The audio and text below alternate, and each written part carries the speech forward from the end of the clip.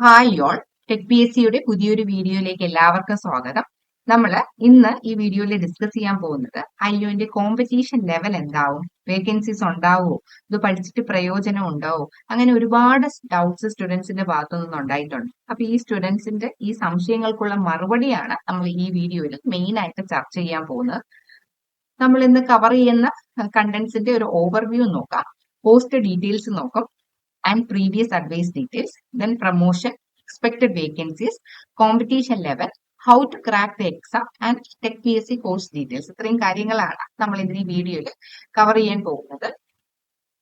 First of all ഈ ഒരു post details നമുക്ക് നോക്കാം. കാറ്റഗറി നമ്പർ വരുന്നത് 30/2024 ദെൻ സ്കെയിൽ ഓഫ് പേ വരുന്നത് 50,200 മുതൽ 1,05,300 രൂപ വരെയാണ്.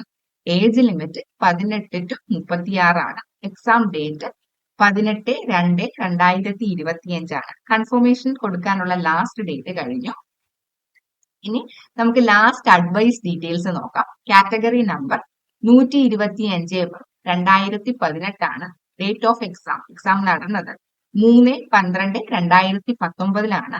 റാങ്ക് ലിസ്റ്റ് നിലവിൽ വന്നത് 8/12/2021. Cut off mark 46.33. Maximum mark ആ സമയത്ത് മാക്സിമം മാർക്ക് എന്ന് പറയുന്നത് 67.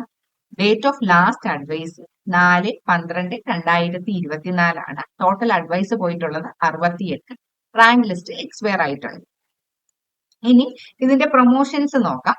ഇൻഡസ്ട്രീസ് എക്സ്റ്റൻഷൻ ഓഫീസർ പ്രൊമോട്ടഡ് ആയി അസിസ്റ്റന്റ് ഡിസ്ട്രിക്ട് ഇൻഡസ്ട്രീസ് ഓഫീസർ ആവും. അത് പ്രൊമോട്ടഡ് ആയി assistant director, then deputy director, joint director and additional director ആണ്. അപ്പം ഇതില് ഇപ്പം അസിസ്റ്റന്റ് ഡിസ്ട്രിക്ട് ഇൻഡസ്ട്രീസ് ഓഫീസർ അല്ലെങ്കിൽ assistant director or deputy director ഇതിലൊക്കെ പ്രൊമോഷൻ അല്ലെങ്കിൽ റിട്ടയർമെന്റ് നടന്നു കഴിഞ്ഞാൽ ഈ ഒരു പ്രൊമോഷൻസ് അല്ലെങ്കിൽ റിട്ടയർമെന്റ് IU എന്ന പോസ്റ്റിൽ നിന്നാണ് പ്രൊമോഷൻസ് അല്ലെങ്കിൽ റിട്ടയർഡ് ആവുന്നതെങ്കിൽ സ്വാഭാവികമായിട്ട് എന്താണ് IUവിൽ വേക്കൻസീസ് ക്രിയേറ്റഡ് ആവും. അപ്പൊ നമുക്ക് എക്സ്പെക്ടഡ് വേക്കൻസീസ് കുറച്ചും കൂടി ഡെപ്ത് ആയിട്ട് ഒന്ന് അനലൈസ് ചെയ്യാം. ഇപ്പൊ promotions from IU to ADIU or from other higher post from 2024 December to 2028, അതായത് ഇപ്പം ഇൻഡസ്ട്രീസ് എക്സ്റ്റൻഷൻ ഓഫീസറിന്റെ മുകളിലേക്ക് ഏതൊരു പ്രൊമോഷൻ നടന്നാലും അത് ഇപ്പൊ IU പോസ്റ്റിൽ നിന്നാണ് ആ ഒരു പ്രൊമോഷൻ നടക്കുന്നതെങ്കിൽ, അതായത് assistant district industries officer or assistant director, അപ്പൊ ഇതിലോട്ടൊക്കെ പ്രൊമോഷൻ നടക്കുന്ന സമയത്ത് ഈ IUവിൽ നിന്നാണ് ഈ ഒരു പോസ്റ്റിൽ നിന്നാണ് ഈ ഒരു പ്രൊമോഷൻ നടക്കുന്നതെങ്കിൽ സ്വാഭാവികമായിട്ടും ആ വേക്കൻസി നമുക്ക് IUവിൽ കിട്ടും. 2024 ഡിസംബർ 8 മുതൽ 2028 വരെയുള്ള വേക്കൻസീസ് ഇപ്പൊ എക്സാം എഴുതാൻ പോകുന്ന സ്റ്റുഡൻസ് കിട്ടും. അതുപോലെ തന്നെയാണ് റിട്ടയർമെന്റ് വേക്കൻസീസിന്റെ കാര്യം വരുന്നത്. ഹയർ പോസ്റ്റിലേക്കുള്ള റിട്ടയർമെന്റ് അല്ലെങ്കിൽ IU പോസ്റ്റിൽ വരുന്ന retirement vacancies from 2024 December to 2028 വരെയുള്ള വേക്കൻസീസ് ഈ പോസ്റ്റിലേക്ക് തന്നെയായിരിക്കും കിട്ടുന്നത്. അതുകൂടാതെ ഇനി പുതിയതായിട്ട് പോസ്റ്റ് ക്രിയേറ്റ് ചെയ്യുകയാണെങ്കിലും ആ വേക്കൻസീസ് കിട്ടും. അതുകൂടാതെ ഇപ്പം ഒരുപാട് എക്സാംസ് കഴിഞ്ഞല്ലോ. അസിസ്റ്റന്റ് പ്രൊഫസർ എക്സാം കഴിഞ്ഞു, polytechnic lecturer, assistant engineer in all branches, assistant director exam. ഈ എക്സാമിലൊക്കെ തന്നെ ഹയർ റാങ്ക് ഉള്ള സ്റ്റുഡൻസ് സ്വാഭാവികമായിട്ടും അവര് ഇൻഡസ്ട്രീസ് എക്സ്റ്റൻഷൻ ഓഫീസറിന്റെ ലിസ്റ്റിലും ആദ്യ റാങ്കിൽ എത്താനുള്ള സാധ്യതയുണ്ട്. അപ്പം ഈ പോസ്റ്റിൽ അവർക്ക് അഡ്വൈസ് ലഭിക്കുകയാണെങ്കിൽ അവര് സ്വാഭാവികമായിട്ടും IUവിൽ കയറാൻ സാധ്യതയില്ല. കാരണം ഇതെല്ലാം തന്നെ ഗസറ്റഡ് പോസ്റ്റ് ആയതുകൊണ്ട്. അങ്ങനെ മൊത്തത്തിൽ നമ്മളൊന്ന് അനലൈസ് ചെയ്യുകയാണെങ്കിൽ 50+ അഡ്വൈസ് എന്തായാലും നമുക്ക് പ്രതീക്ഷിക്കാവുന്നതാണ്.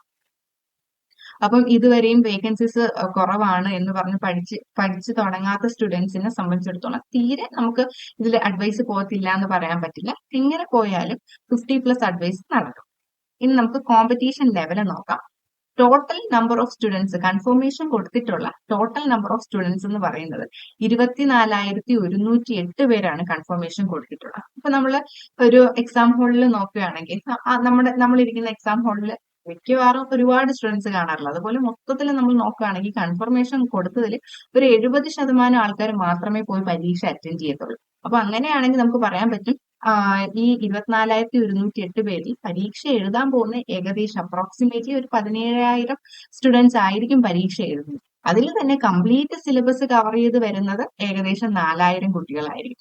അതിൽ കംപ്ലീറ്റ് സിലബസ് കവർ ചെയ്ത് ക്വാളിറ്റി മോക്ക് ടെസ്റ്റ് അറ്റൻഡ് ചെയ്ത് വരുന്ന അപ്രോക്സിമേറ്റ്ലി വെറും 2,000 സ്റ്റുഡൻസ് ഒക്കെ ആയിരിക്കും. അപ്പം കംപ്ലീറ്റ് സിലബസും കവർ ചെയ്ത് ക്വാളിറ്റി മോക്ക് ടെസ്റ്റും അറ്റൻഡ് ചെയ്ത് പ്രോപ്പറായിട്ട് റിവൈസ് ചെയ്ത് കംപ്ലീറ്റ് ആയിട്ട് വരുന്ന സ്റ്റുഡൻസ് എന്ന് പറയുന്നത് അപ്രോക്സിമേറ്റ്ലി ഒരു 1000 ആയിരിക്കും. അപ്പൊ നമ്മൾ എപ്പോഴും നോക്കുകയാണെങ്കിൽ 24,208 പേര് അപ്ലൈ ചെയ്യുന്നെങ്കിൽ പോലും നമ്മുടെ ആക്ച്വൽ കോമ്പറ്റീറ്റേഴ്സ് എന്ന് പറയുന്ന അപ്രോക്സിമേറ്റ്ലി ഒരു 1000 സ്റ്റുഡൻസ് ഒക്കെ ആയിരിക്കും.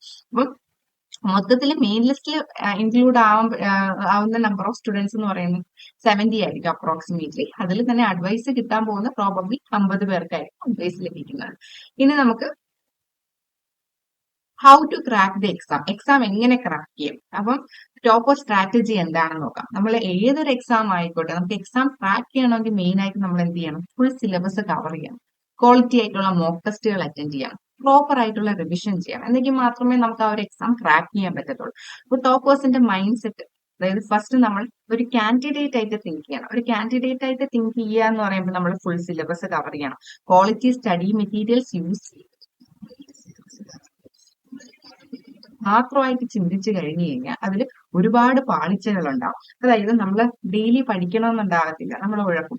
ഡെയിലി പഠിക്കണ സാഹചര്യം ഉണ്ടാവണമെന്നില്ല.